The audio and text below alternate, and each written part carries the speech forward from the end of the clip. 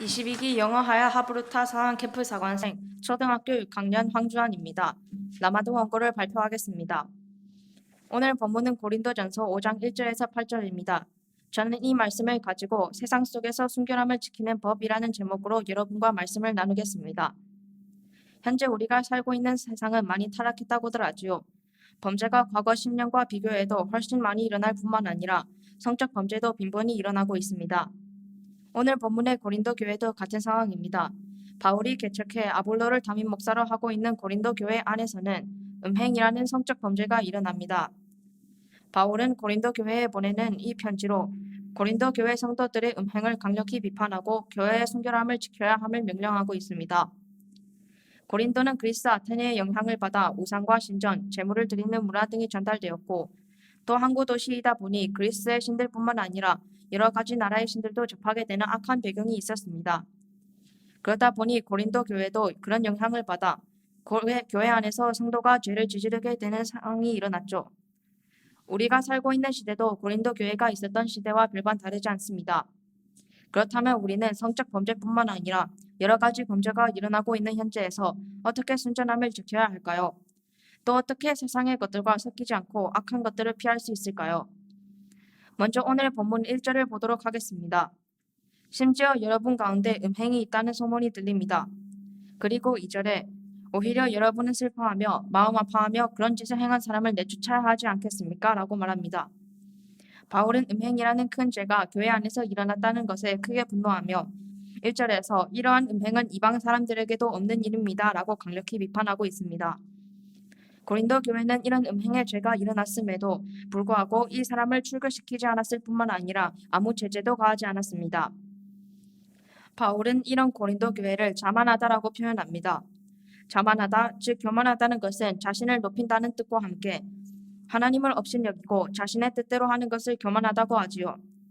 출애굽기에서 하나님이 자주 쓰셨던 표현을 살펴보자면 목이 뻣뻣하다라고 합니다. 바울이 이 죄를 아주 강력하게 비판했던 이유는 음행 자체가 위험하기도 했지만 그 죄를 교회 안에서 없애지 않았기 때문입니다. 바울이 음행의 죄를 없애지 않은 것에 대해 분노했던 이유는 따로 있습니다. 본문 6절에서는 바울이 음행의 죄를 누룩에 비교하며 여러분은 적은 누룩이 온 덩어리를 부풀게 하는 것을 알지 못합니까? 라고 말하고 있습니다. 이 누룩은 술을 빚는 데 쓰는 발효제로 밀이나 찐콩 따위를 갈아서 곰팡이를 번식시켜서 만드는 것입니다. 이 누룩은 출애굽기와 레위기에서 누룩 없는 빵을 만들어 먹으라는 말씀에도 등장하였고 또 신약에서 예수님이 바리새인들의 누룩을 조심하라고 말씀하실 때도 인용되었습니다. 성경에도 자주 인용되었던 이 누룩을 빵 반죽에 넣게 되면 아주 작았던 반죽이 두세 배로 커지기도 합니다. 바울이 음행을 누룩에 비유했던 여기가 여기 있습니다. 음행의 죄는 사람들 가운데 매우 빠르게 퍼지는 특징이 있습니다. 또 마음에서 일어난 작은 생각이 우리 몸 전체를 조종하는 일도 있죠. 왜냐하면 죄라는 것은 중독성이 있기 때문입니다. 세상도 고린도처럼 악한 일이 매우 자주 일어납니다. 따라서 죄에 둘러싸인 상태에서 순결함을 지키는 것은 매우 어려운 일이죠. 그만큼 사단은 옛날보다 훨씬 빠르게 죄를 퍼뜨릴 수 있습니다. 음행과 같은 큰 죄가 분노, 짜증, 거짓말, 나쁜 말 등은 세상에서 자주 일어날 수 있는 죄들 중 하나입니다. 현대 사회에서는 게임 스마트폰과 같은 미디어와 관련된 것이 노력에 비유될 수 있습니다. 따라서 죄는 우리 상황에서 항상 일어나게 되어 있으며 피하는 것은 거의 불가능합니다. 그래서 바울은 7절에서 해결책을 제시합니다. 묵은 누룩을 제거해 버리십시오. 유월절 양이신 그리스도께서 희생되심으로 우리가 누룩 없는 반죽이 됐기 때문입니다. 라고 말합니다. 우리는 예수님께서 죽으심으로 새 덩어리, 즉 누룩이 없는 빵이 되었습니다. 또 바울은 8절에서 오직 순결함과 진실함, 곧 누룩 없는 빵으로 지킵시다 라고 말합니다. 예수님께서는 우리의 누룩, 즉 죄를 모두 없애시기 위해 죽으셨습니다. 따라서 우리는 우리 삶 속에서 정결함을 유지해야 합니다. 우리는 새 반죽이기 때문이죠. 예수님께서는 누룩만 없애신 것이 아니라 우리를 완전 바꾸셔서 새 반죽으로 만드신 것입니다. 고린도전서는 바울이 고린도 교회의 질문에 답하기 위하여 쓴 편지입니다. 그래서 오늘 본문에서 다른 것과 같이 음행에 관한 해결책을 제시하고 있습니다. 5장 13절을 보면 바울은 이 음행 문제에 마침표를 찍고 있습니다.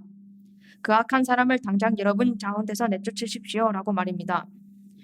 여러분, 예수님께서 죽으심으로 죄는 우리를 더 이상 통치할 수 없게 되었습니다.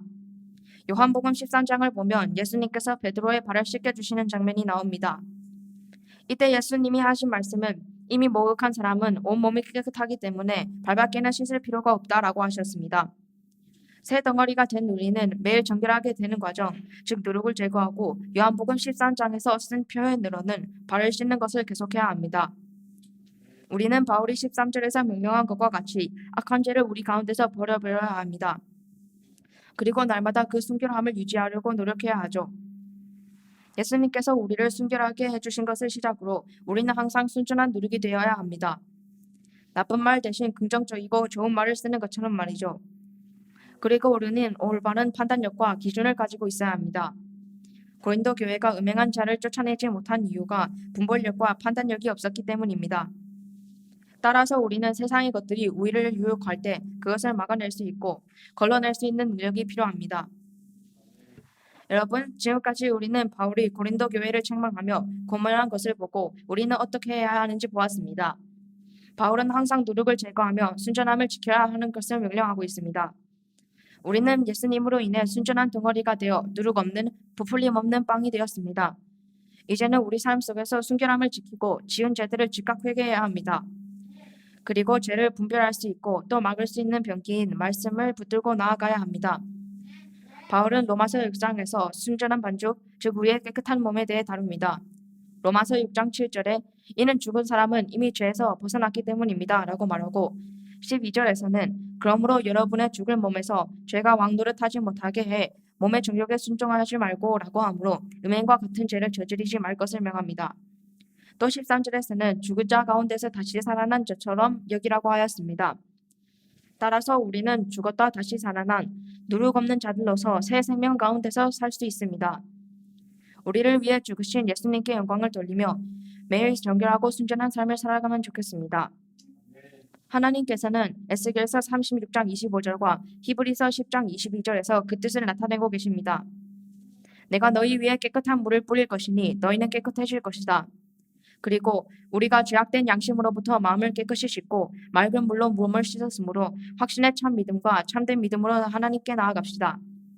우리 모두 이 말씀에 적힌 것처럼 참된 마음과 깨끗해진 몸으로 살아가는 저와 여러분이 되었으면 좋겠습니다.